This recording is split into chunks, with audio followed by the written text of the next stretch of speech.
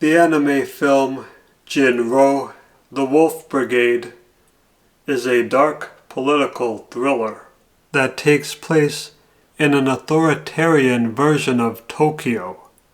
And as the story begins, we see this haunting black and white sequence that shows how this dystopia came to be.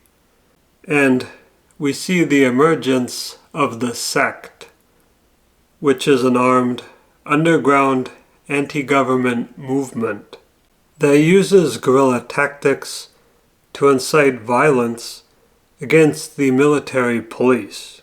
And they are basically anarchists who function as an urban terror cell. And so you have the anti-government rebels of the sect who try to blend in with the normie protesters so as to disguise their attacks against the local cops. And then, when the Capitol Police unit storms the sewer drains to flush out the bombing suspects, you can see the Terminator-like efficiency of these Nazi-like shock troops who function like a brigade of robotic killers.